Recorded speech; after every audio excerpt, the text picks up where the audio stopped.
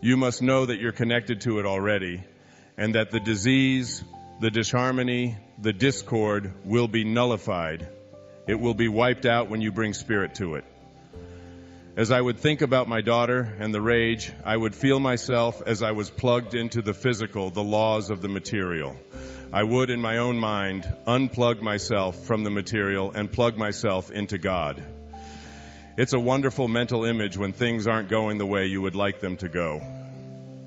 Just unplug yourself from the laws of the physical, especially where there's disharmony, disorder, disease, and plug into God. What you do when you plug into God is you bring love, you bring pardon, you bring hope, you bring joy, you bring fulfillment to that, and you correct the error, and it's gone.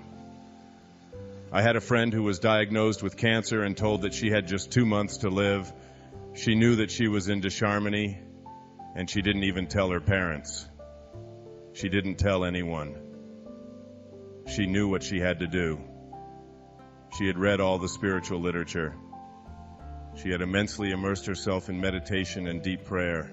But still, she was surrounded by and contaminated by the energy field of those who were living in fear and without faith. She left and she rented a cabin up in Wisconsin, in northern Wisconsin, and she went there all alone. In the process, what she knew she had to do for 8 to 10 hours a day, every day, was to just reconnect to her source. In the process of doing this, of just communing with God and just bringing peace, she came back from there a cleansed and whole person and a healed person as well. It is in the bringing of spirit to disease. That's why I say and said to you at the very beginning, you must be operating at a different level. The fourth archetype that Jung spoke about is called the archetype of the spirit. The archetype of the spirit is the archetype where we begin to understand who we are. This is not our home. We are not these bodies.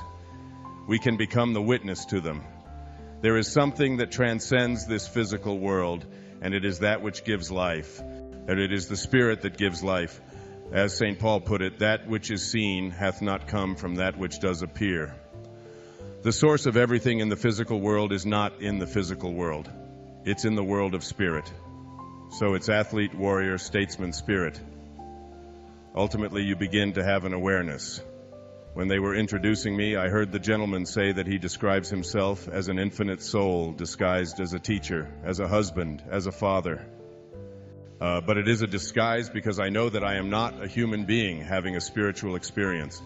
I have finally come to know the truth, which is the reverse. I, like you, am a spiritual being having a human experience. As a spiritual being, I can look at and observe and notice my body and the whole material world. I know that there's an energy that flows through all of it and that I'm connected to all of that. I said that I would like to talk about the 3 levels of consciousness. Being individual consciousness or ego consciousness, I said that there are 2 people inside each and every one of us, and the first one is the ego.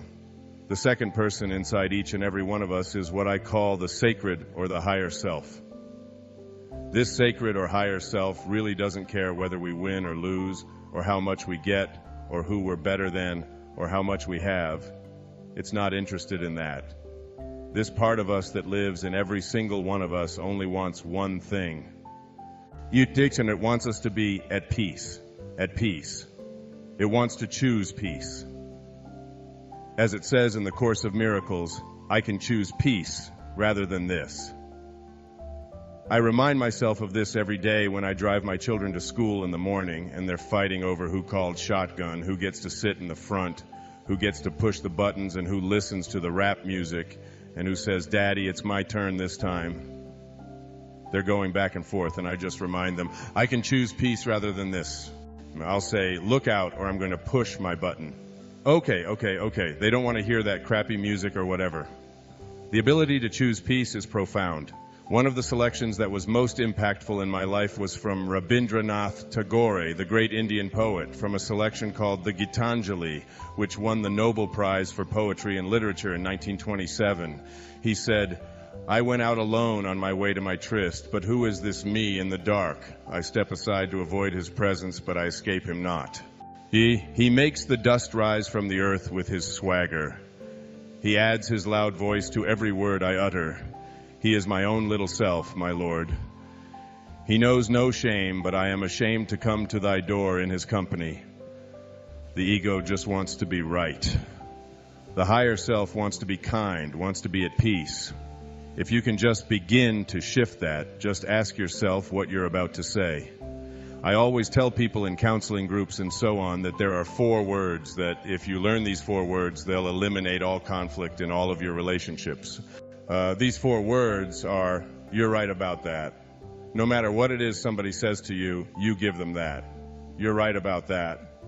Someone says, you're really a jerk. So, you're right about that, because that doesn't make somebody right. She'll say something to me, you're supposed to be home at 7:15 and it's now 6:30. There was a time when I used to say, wait a minute, you're not my mother. I don't have to explain to you when I come home.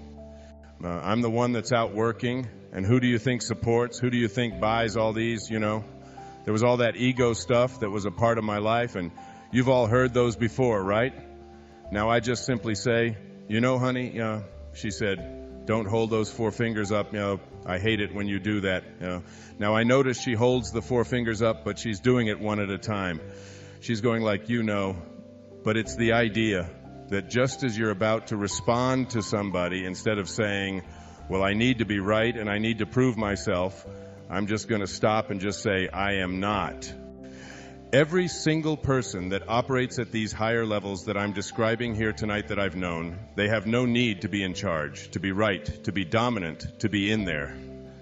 They allow themselves to realize, as in the story of Buddha when he had someone following him around for 3 days, all they ever did was criticize him and find fault with him all the time. Everything he said, everything he did, they found fault. And always what would come out of him would be this peace and this love. Or finally, after 3 days, the man who was criticizing him said, I don't understand. I've done nothing but insult you for 3 days and make a fool of you, and you always respond with kindness and love. How could you do that? And the Buddha said these magical words, when someone offers you a gift and you don't accept that gift, to whom does the gift belong? So if someone offers you a gift of their anger, their hatred, their insults, but you don't accept it, who owns the gift? And why would you go around being upset about something that belongs to someone else? It's not yours in the first place. But that's a higher level of awareness, and that's being able to choose peace. I've often said that the person that you're the closest to in your life is not the person that agrees with you on everything.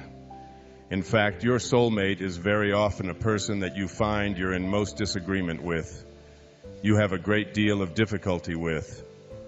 I say your soulmate often is the one you can hardly stand. Sometimes they're your greatest teacher. In any relationship in which 2 people agree on everything, one of them is unnecessary. In my own life, the people who can push buttons and send me into a frenzy are the people who are my greatest teachers. Why are they my greatest teachers? Because they teach me that I have not yet mastered myself. I don't know how to choose peace in these instances. I'm not in charge of myself yet. If anybody out there can push that button and send me into that place, I'm still operating at ego consciousness. My wife is very good at that. Any one of you can say anything to me, and I can say, thank you for sharing. I'll really work on that. But if she says it, there's something about the way she does it, something about her, and it's all these years and all these children, and still she knows how to exactly push it. I'll stop myself and say, you still don't have it. You're still not there. She's my teacher. I remember once saying to her, honey, would you love me if I wasn't Wayne Dyer? If I didn't have the ability to take you to all the places we've gone to and buy you all the nice things and do all the wonderful things we can do in our life? She said, you call yourself a spiritual teacher and you could ask me such a question? Right away I started going from bliss to pissed.